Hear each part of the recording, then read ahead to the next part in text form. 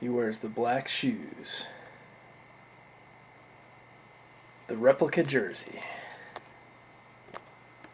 the white hat of one of college football's most distinguished programs.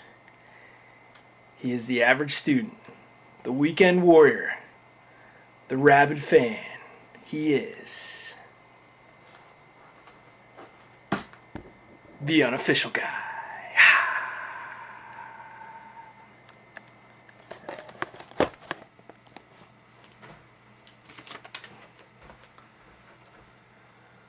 Welcome, unofficial maniacs, to what is the third installment, but it will be the first installment for you of unofficiallypsu.com. Weekly update in full-fledged live animation. Yes. What a fantastic week we had last week. That was a telling sight. That was the game that's going to tell the story for the whole season. Everybody says, ooh, Ohio State's coming up. No worries about Ohio State. This game was the first true test of a hostile environment at night. Crazy fans going on. The band back from suspension. What is the deal with that, by the way? Penn State handled it beautifully. They crushed them. It wasn't even close. They handled it better than I even expected they would. And for that, I am going to drink the Kool-Aid. We are going all the way. Now, why do you say? Well, hey, let's compare. Wisconsin played Ohio State.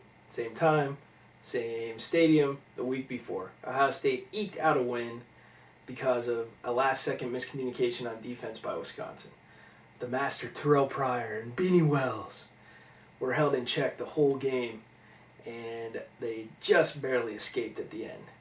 Penn State went on to beat Purdue that week 20-6. Should have been 28-6. You had a screen pass that Royster slipped on. Stephon Green slipped on a cutback. They were both going to score touchdowns. So really it's 28-6. They handled him. Wasn't even close. Fast forward to this week. Penn State goes into Wisconsin and crushes them. Not even close. 48-7. Are you kidding me? And Ohio State at home against the same Purdue team wins 16-9, I think it was. And they didn't even score an offensive touchdown. Terrell Pryor didn't have over 100 yards in either passing or rushing. No touchdowns. Beanie Wells didn't score a touchdown. Look, Penn State this weekend proved to me that they are by far the best team in the conference, and with the speed they have on defense, they will hang with anybody in the country. If you look at the top scoring teams in the nation, Penn State comes in 6 or 7. All the teams besides Tulsa ahead of them are all from the Big 12. What does that tell you? Yeah, they got a high-powered offense, but the defenses stink in the Big 12. You got to be kidding me. Penn State can score with anybody. I see Penn State going all the way. Ohio State, it's still going to be tough.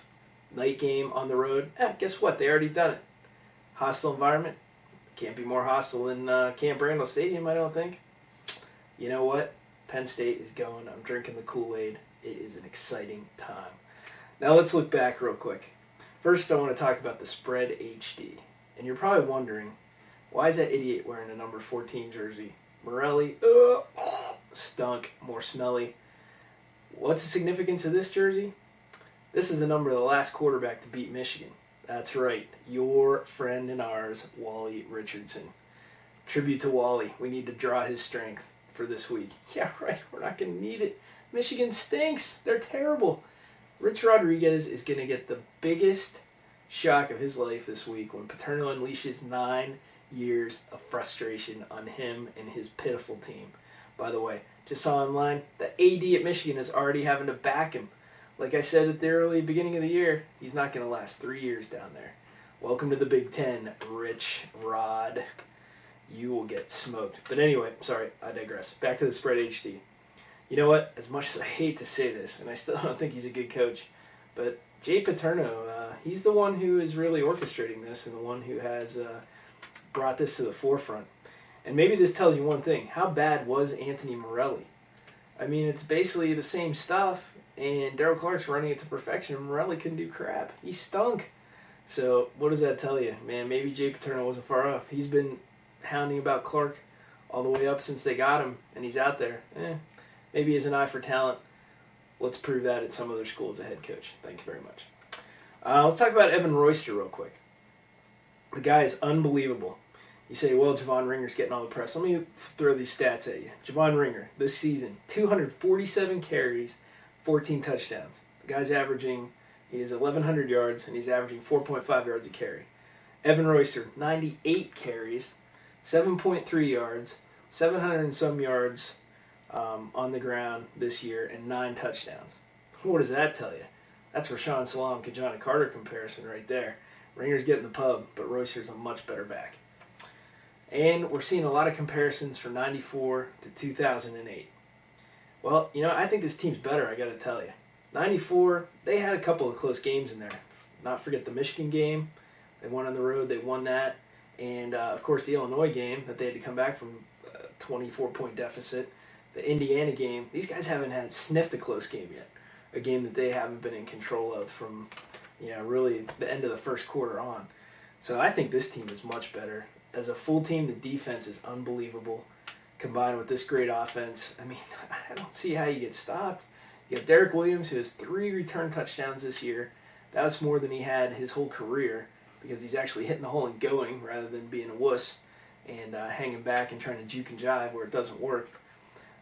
These guys are unbelievable. There's not much more you can say. The speed on defense with LaVaro Bowman, who will be wearing number 11 next year. I have good insight on that. Him and LeVar Arrington are tight, and he's going to switch over to number 11. His nickname is LaVaro Bowman. I love it. What can we say? Drink the Kool-Aid. Don't be afraid. These guys are good. We haven't seen a team like this. Even the 2005 team, they weren't as good as these guys. I'm sorry. Yeah, they were 11-1, but these guys are tough. The only team that's going to beat Penn State right now is Penn State, and I don't see it happening. You got last week's game. Could there be a letdown this week? No. 9 years of frustration that is about to be unleashed on the Wolverines, and I cannot wait to see every piece of that happen. Letdown next week after this? No. Going into Ohio State? Letdown? Don't think so. Where's the letdown? The week after? Oh, we're on a bye. Gotta love it. This is it. This is the season. Paterno, you can go out on top, my friend. Maybe this is a great way to exit, but I got to tell you, I don't see a team in the country that we can't beat, and I certainly don't see a team in the Big Ten that we can't beat by at least 2 or 3 touchdowns. So there you have it. This week, Michigan, it's going to be a slaughter. Rodriguez has no business being in the Big Ten. He was the 3rd choice. He can't get the athletes into Michigan that he can get into West Virginia because West Virginia could care less about reading and writing and all the school stuff. Michigan isn't going to let that happen. Rodriguez, hope you enjoy your time here. Good luck coaching at Tulsa or who the hell cares, Memphis, whatever. Your career is going to be over in the next 2 years. This is it. 9 years, wiped out. I don't see Penn State letting up. I hope that they keep the starters in for most of the game. I hope they score 70 points. I don't know if that'll happen, but I'm going to say at this point, Penn State, the unofficial prediction, Michigan's got nothing on offense. Their defense is okay, but our offense is so much better than their defense is.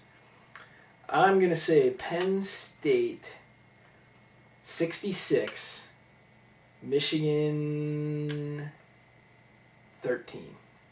There you have it. The unofficial prediction for this week's homecoming game. I cannot wait to get up and be in the stadium again. It's going to be a nice day, great tailgate, and the unofficial guy is chomping at the bit to get going. Unofficial player of the game for last week. I got to go with Aaron Maben. The guy is unbelievable. 3 sacks, forced fumble, and he leads the nation in sacks, and he's the backup to Maurice Evans. Are you kidding me? Aaron Maben, you are my unofficial player of the game from the Wisconsin game. Looking forward to it. Enjoy, unofficial fans, and please pass this on to all your friends. It's time. We're finally getting the bugs worked out, and I am back in the saddle. Unofficial PSU for the glory. We are!